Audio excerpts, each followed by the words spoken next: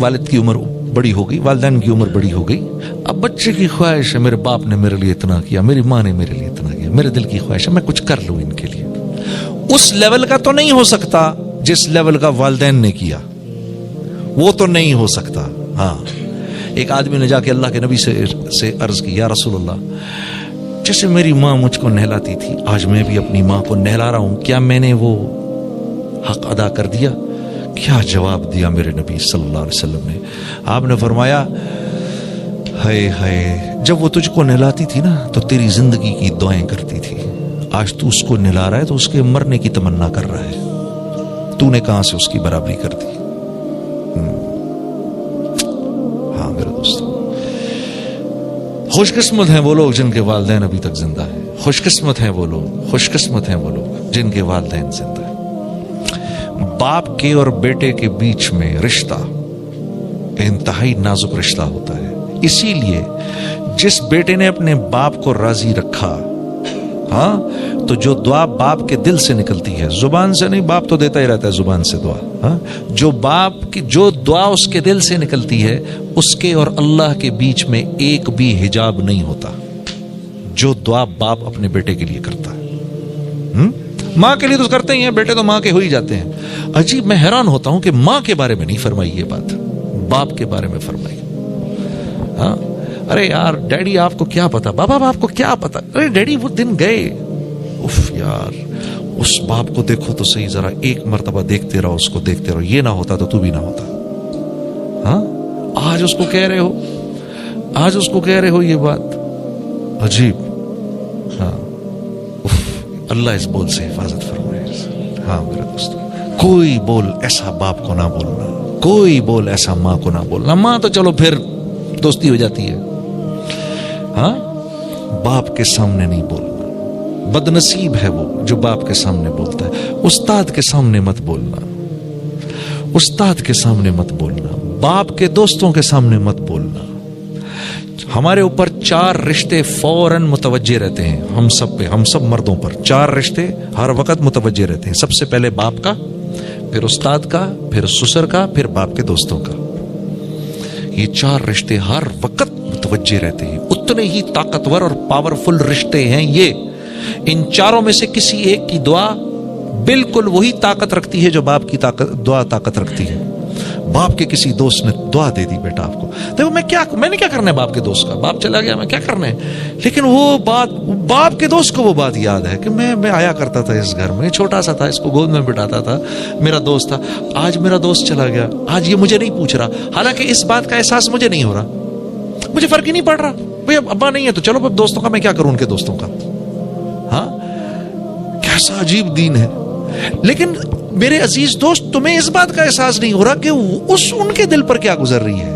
वो तो आया ही करते थे इस घर में, तुम बहुत छोटे थे उस वक्त, तुमसे प्यार करते थे, मिलते थे, तुम्हें टॉफीज देते थे, कुछ करते थे, ठीक है। आज वो इस बात की तमन्ना कर रहे हैं कि जितनी इज्जत इसका बाप मेरा दोस्त किया करता था, काश इसका बेटा भी मेरी इतनी इज्जत करे, इस घर में मुझे उतना ही वेलकम करे। इसलिए अल्लाह ने ये 4 रिश्ते हमारे साथ मौत तक के लिए जोड़े हैं। हाँ, तो ये कदरें जिंदा हैं अभी इस मुल्क में, इसलिए यहां अनएम्प्लॉयमेंट के नारे नहीं लगते। ये कदरें जिंदा हैं, ये बाहर नहीं देखने को मिलती। आप यकीन करो, जिस वहां भागने की आप तमन्ना करते हो, वहां आदमी आपके मुंह के सामने बैठकर खाएगा और आपसे नहीं पूछेगा।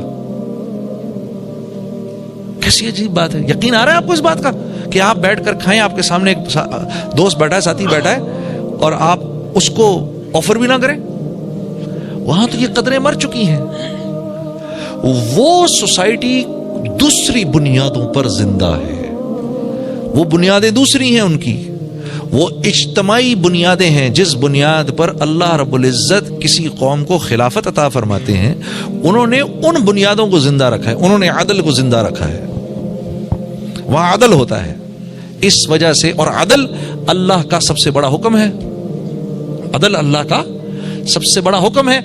अदल होता है उस मुआशरे में बदमामलगी नहीं होती, वहां ताजर दूसरे ताजर को धोखा नहीं देता, धोखा नहीं देते।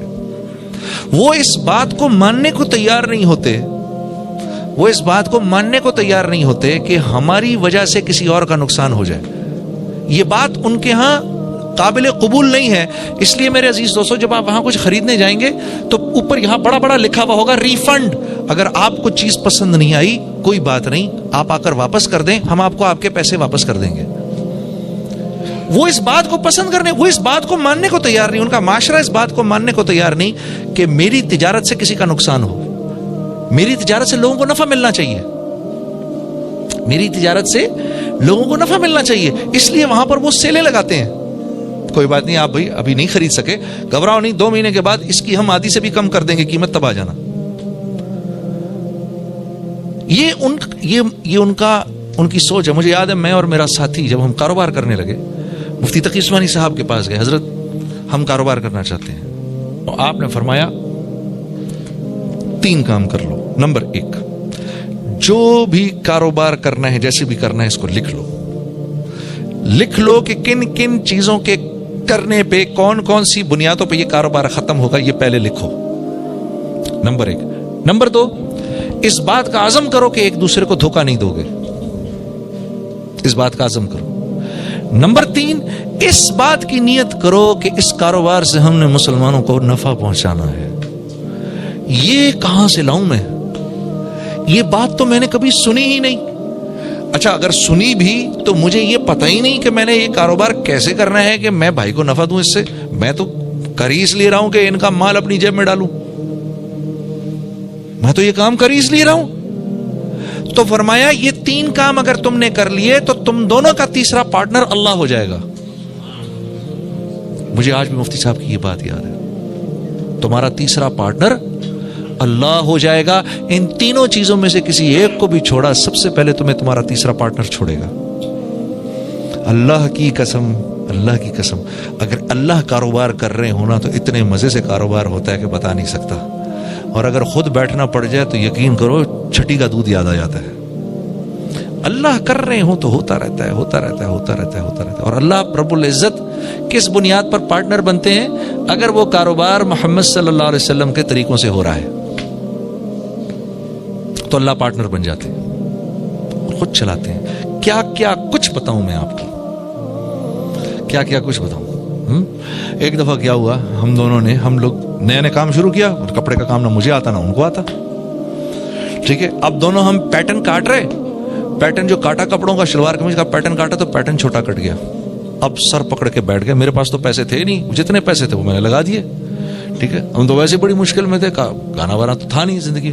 سر پکڑ کے بیٹھا ہوا، یا اللہ ابھی کس طرح گاڑی چلے گی، یہ کیا ہو گیا، کیا ہو گیا. مولوی عبد المجید صاحب سامنے بیٹھے ہوئے، بنگلہ دیش سے تعلق ہے ان کا. تو ہمارے پاس ایک ساتھی آئے ایک پارٹی کو جو کہ بنگلہ دیش سے تھی، ہمارے بنگالی ساتھی تھے کچھ. اور انہوں نے کہا جی کہ آپ لوگ کپڑے کا کام کرتے ہیں؟ ہم نے کہا جی بس کرتے ہیں. کرنے سے پہلے ہی پتہ نہیں کیا ہو گیا. ہاں جی. تو انہوں نے کہا بھائی سنو بھائی، ہم کو بنگلہ دیش کے لیے کچھ شلوار قمیض چاہیے لیکن پیٹرن تھوڑا چھوٹا چاہیے، مل جائے گا؟ ہم نے کہا جی چھوٹا پیٹرن کاٹنے میں تو محنت تھوڑی زیادہ ہے، پیسے تھوڑے زیادہ لگیں گے. اور انہوں نے کہا ہاں جی پیسوں کی پرواہ نہ کریں. تو وہ چھوٹا پیٹرن کاٹ کے سی کر ہم نے وہ سارا کا سارا ان کو دے دیا. اللہ نے جہاں پر پاکستان میں جو ابھی بیچتا میں وہ 1000 کرتے پروفٹ کے ساتھ بکا کے ہم دونوں پوری رمضان مکھیاں مارتے رہے، کچھ کرنے کوئی نہیں تھا. تو جب اللہ پارٹنر بنتے ہیں تو پھر وَمَن يَتَّقِ اللَّهَ يَجْعَل لَّهُ مَخْرَجًا وَيَرْزُقْهُ مِنْ حَيْثُ لَا يَحْتَسِبُ ہو جاتا ہے. ہاں وَمَن يَتَّقِ اللَّهَ يَجْعَل لَّهُ مِنْ أَمْرِهِ يُسْرًا ہو جاتا ہے.